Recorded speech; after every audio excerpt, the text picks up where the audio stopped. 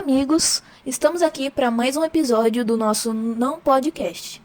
O podcast que aborda aquilo que não pode, não deveria, mas infelizmente acontece no nosso Brasil. E hoje a gente vai abordar um assunto bem sério, que é o trabalho análogo à escravidão. E hoje, para fazer esse bate-papo junto com a gente, eu trouxe aqui um convidado, Bruno Henrique Líbano, historiador formado na UEMP e que atualmente é um funcionário do Banco do Brasil. Boa noite, Bruno. Boa noite, Joana. É um prazer estar aqui para tratar desse assunto tão importante e tão difícil, que é o trabalho análogo à escravidão, que infelizmente está presente nos dias de hoje ainda. Pois é, e eu vi, recentemente que saiu a notícia de que uma mulher de 47 anos, ela foi salva, de um trabalho análogo à escravidão, lá no Rio Grande do Sul, onde foram 47 anos sem o recebimento do salário, registro em carteira e períodos legais de descanso, que caracterizam o trabalho escravo contemporâneo doméstico, O que, assim, quando você viu essa notícia, o que você sentiu? Eu acho que você deve ter ficado chocado, né? É verdade, Joana. É muito triste, em pleno 2024, a gente ainda se deparar com esse tipo de notícia. Mas, infelizmente, isso é resquício da história do Brasil com o trabalho escravo. Você sabia que o Brasil foi um dos últimos países da América a abolir o trabalho escravo? Sério, eu não sabia. Mas então, já vão fazer assim mais de uns 130 anos que a escravidão já devia ter parado de existir no país. Então significa que mesmo tendo a lei não foi suficiente dessas situações acabarem? Pois é, Joana, mas infelizmente o que ocorreu é que a Lei Áurea de 1888, ela não foi suficiente para extinguir esse tipo de situação.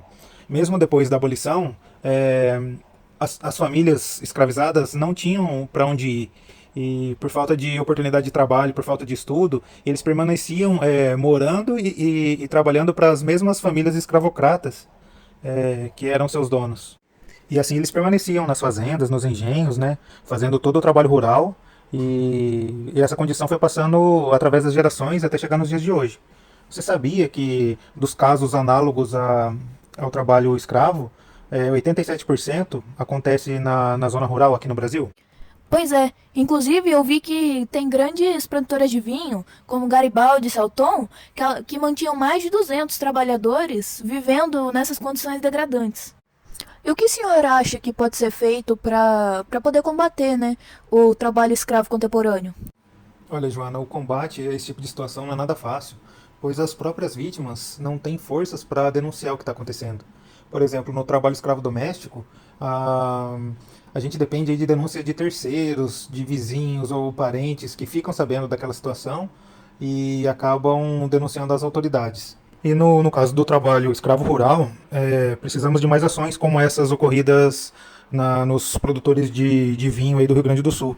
Para isso é necessário que as autoridades, como o Ministério Público, o Ministério do Trabalho, Polícia Federal, se unam e intensifiquem as fiscalizações dos grandes agricultores, das grandes propriedades rurais. Só assim a gente vai conseguir combater o trabalho escravo no Brasil. Entendi, Bruno. Então, agora um recado para você, ouvinte. Se você conhece alguém que está passando por alguma situação parecida, denuncie para as autoridades mais próximas. Bem, infelizmente o nosso tempo acabou. Muito obrigada a você, Bruno, e obrigada a você, ouvinte. Sigam a gente nas nossas redes sociais, deixem sua curtida e até o próximo episódio do nosso Não Podcast. Tchau!